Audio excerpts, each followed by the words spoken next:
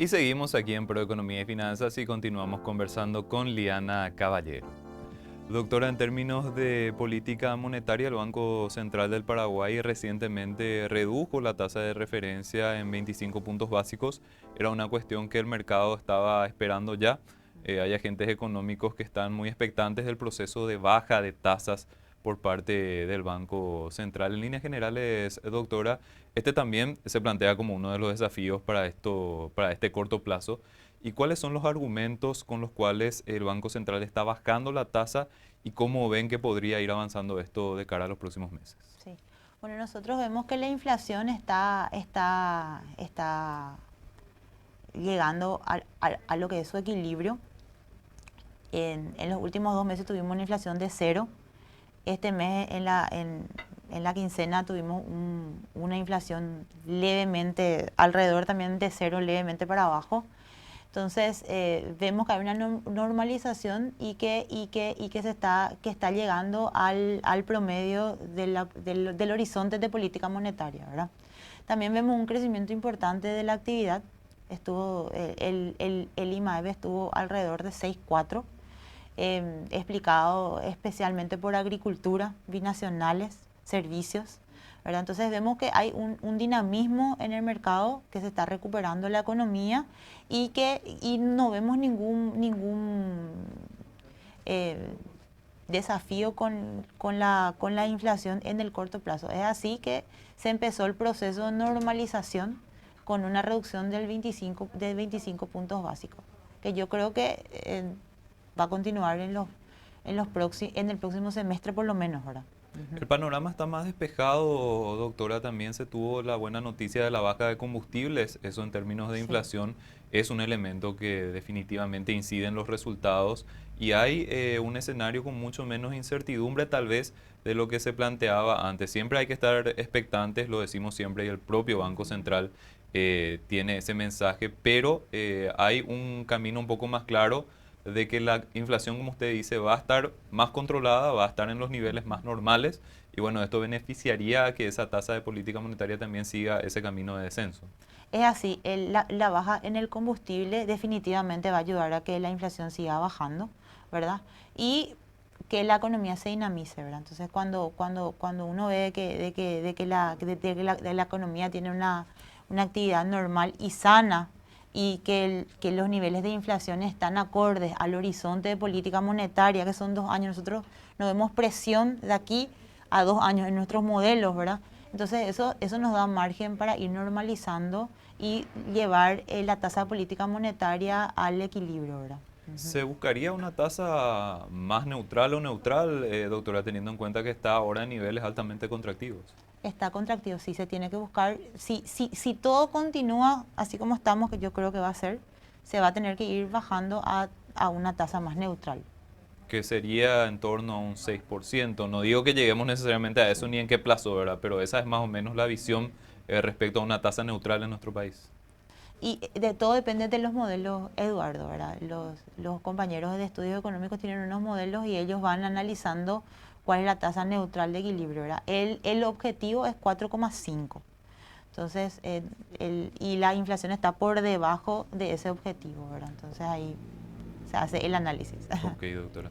En términos de lo que es el CIPAP, y justamente estaba mencionando el proceso, la experiencia que tuvo con el SPI, que es Ujú, una gran novedad que mucha gente también estaba esperando la implementación de las transferencias 24/7. ujú. También se está con ese proceso de novedades, se están incorporando nuevas herramientas. Ya se está, por ejemplo, trabajando con el tema del alias. Mucha gente Ujú, está ya viendo esta posibilidad dentro del sistema. Y bueno, hay muchísimas cuestiones nuevas que se están implementando. Ya habló de esto, ujú. doctora, pero para resumir un poquitito y para actualizarle a la gente, ¿cómo avanzan estos procesos? ¿Sigue todo en calendario y cuáles son los principales avances que se están teniendo?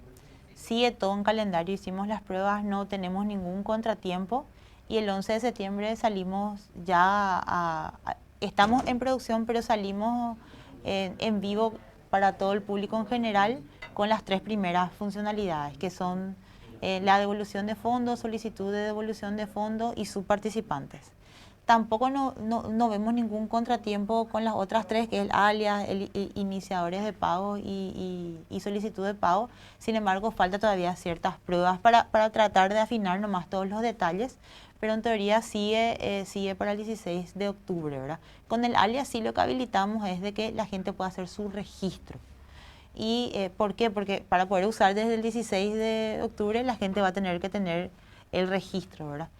Y vemos que es todo un éxito. El primer día estuvimos hablando en la radio las pasadas 100.000 anotaciones, y para el final de la semana pasada era 300.000, donde 241.000 más o menos eran con cédulas de identidad, ¿verdad? Que yo te decía que para mí era una sorpresa porque yo pensé que iban a usar otros instrumentos, pero la gente prefiere cédula de identidad, ¿verdad? Entonces, yo creo que salimos, para el 11 de septiembre te afirmo que salimos sin problemas, ¿verdad?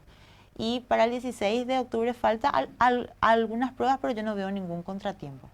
Ok, doctora, otra novedad que se tuvo conocimiento en estos últimos días es la interconexión entre la depositaria de valores del BCP, el sistema CIPAP y la bolsa de valores local. Para comentar también un poquitito, este proyecto tuvo varios años de trabajo y se llegó finalmente a este resultado exitoso. Para comentar un poquitito cuáles son las novedades que se introducen con esta interconexión y bueno, qué va a ir posibilitando esta actualización para el mercado. Sí. Bueno, es un trabajo que empezamos hace 7 años. Tardó mucho porque es interconectar dos entidades, ¿verdad? Y eso tiene también su complejidad. Básicamente es interconectar la depositaria del Banco Central y también nuestra cuenta LBTR, sería el CIPAP, ¿verdad? Con el sistema de negociación de la bolsa. Entonces, ¿cómo opera hoy los bonos del Tesoro Público? Los bonos del Tesoro Público se emiten y se custodian en la depositaria de valores del BCP. Pero nosotros no tenemos un sistema de negociación y no es luego nuestro rol, ¿verdad? Entonces, las personas que compran custodian en el Banco Central. Pero cuando quieren vender en el mercado secundario, lo hacen a través de una casa de bolsa, ¿verdad? Y la casa de bolsa utiliza el sistema de negociación llamado CEN en su entorno, pero sin embargo, como no estaba conectado, tenía que registrar en su sistema, el título tenía 2 registros, como en paralelo, ¿verdad? Y con el registro de la CEN hacía el movimiento en el mercado secundario de venta, ¿verdad? Y cuando vendía, tenían que manualmente hacer el reflejo en nuestra depositaria de valores. Lo que conllevaba 2 cosas, ¿verdad? Uno, el tiempo, porque era un proceso manual, y 2, los riesgos operativos que conlleva un proceso manual, ¿verdad? Entonces, con esto, lo que nosotros logramos es de que esté totalmente automatizado. Hoy cuando vos vendés en el mercado secundario, se dispara un mensaje, inclusive se debita una cuenta y se hacen los movimientos de los títulos todo en línea, ¿verdad? Hay una mejor trazabilidad de los títulos y por sobre todo es rápido, es ágil, ¿verdad? Entonces, con un proceso mucho más ágil, seguro, nosotros esperamos que el mercado secundario de títulos se dinamice, ¿verdad? Y es una experiencia favorable para abrir también otro tipo de proyectos. Se tiene, por ejemplo, este proyecto de la desmaterialización de los certificados de depósitos de ahorro que está siempre generando expectativa. Y bueno, con el antecedente o el precedente de lo que sería la interconexión Bolsa BCP, también se puede ir pensando en avanzar más en este tipo de procesos. Es así, y el directorio aprobó hace casi un mes el PBC para el proyecto de CA desmaterializado. Este miércoles se alzó la licitación en la DNCP y tiene fecha creo que 10 de noviembre, ¿verdad? Entonces, para noviembre de este año probablemente nosotros tengamos adjudicado el proyecto CDA. Lo que vamos a hacer es hacer una mejora en nuestra depositaria de valores, porque nuestra depositaria de valores está como destinado para títulos públicos. Entonces le vamos a enganchar un modulito que sea para los CDAs. Se van a desmaterializar en el Banco Central los CDAs y por supuesto que esta interconexión con la CEN va a servir ya de base para interconectar este módulo también con la CEN, porque todo lo que es movimiento de mercado secundario de CDA va a ser a través de bolsa, ¿verdad? Entonces, Bueno, y estamos ya listos nosotros para iniciar el proyecto. Es un proyecto, te cuento, Eduardo, que va a llevar más o menos 18 meses, ¿verdad? A partir de la adjudicación son 18 meses de trabajo y yo creo que allá por el 2025 va a ser toda una realidad. Ujú. Para explicarle un poquitito a la gente, doctora, ¿qué implicaría que los CDA pasen a ser desmaterializados? ¿Cómo le afecta esto a la gente Ujú. que justamente opera con este tipo de instrumentos? Sí, bueno, hoy uno va a un banco, contrata un CDA y les dan un cartoncito, ¿verdad? Un cartoncito que está firmado, Que no hay que perder. que no hay que perder, ¿verdad? Que tiene todo su sistema para poder transferir. Hay que endosar, ese endoso tiene que pasar en la superintendencia tiene que hacer todo un proceso engorroso para la venta, ¿verdad? Bueno, con la desmaterialización, yo voy a tener un registro electrónico, ¿verdad? Donde voy a entrar en mi app y voy a ver CA, Liana Caballero CA 1.000.000, ¿verdad? Y si yo quiero vender, yo voy a poder hablar con una casa de bolsa, voy a tener que darle las autorizaciones, eso tiene todo un sistema que hay que ir trabajando en la reglamentación. Voy a poder transferir para que vendan en el mercado secundario. Una vez que se venda, automáticamente se dispara de que va a tener un sistema DBP. ¿Qué significa DBP? Delivery versus Payment, ¿verdad? De que yo voy a transferir el título definitivamente solamente cuando me pasan la pata de efectivo, ¿verdad?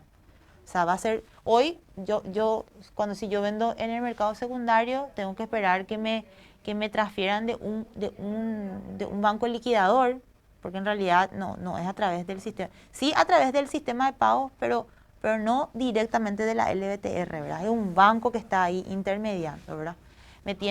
Un banco o una financiera me tienen que pasar ese dinero y ahí yo le doy el título, ¿verdad? Pero con este proceso es automático, no hay un riesgo de crédito, ¿verdad? Son mensajerías que se disparan, ¿verdad?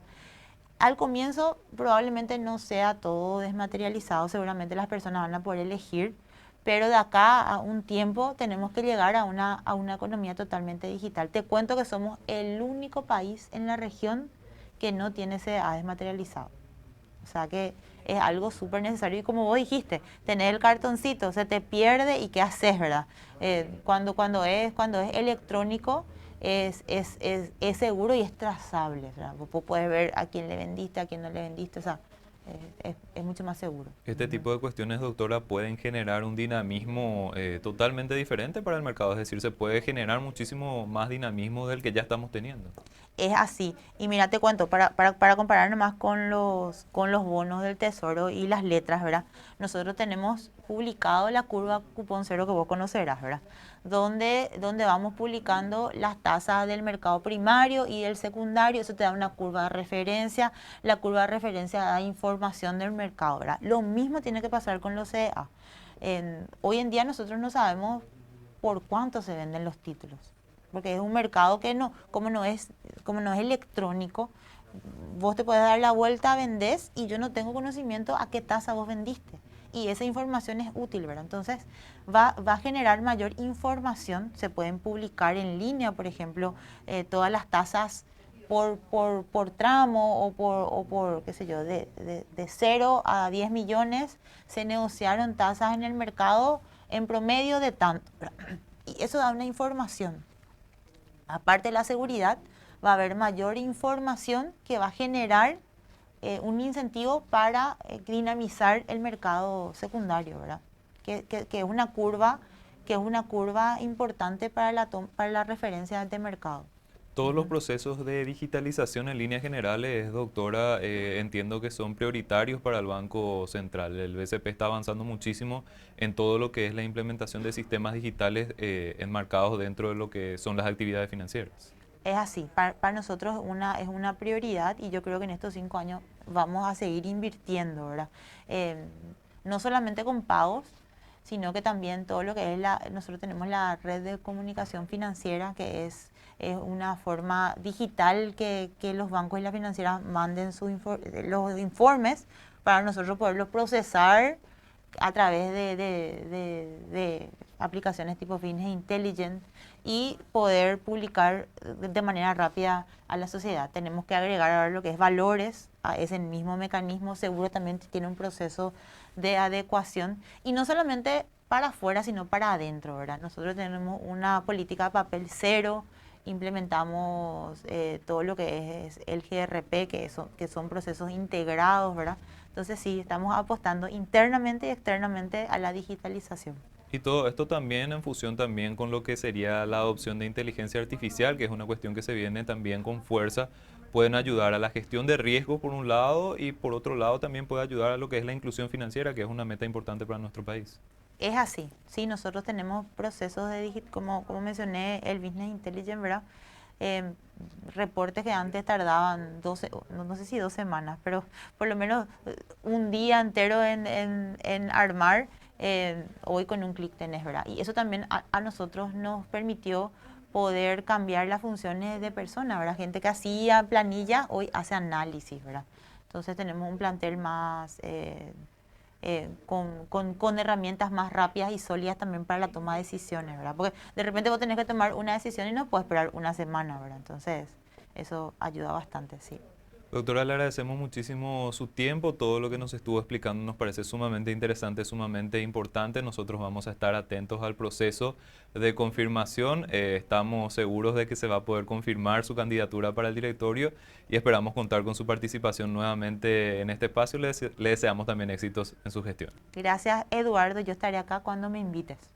Muchísimas Sí. gracias, doctora. Estuvimos conversando con Liana Caballero. Ella es funcionaria del Banco Central del Paraguay y actualmente candidata para integrar el directorio de la entidad.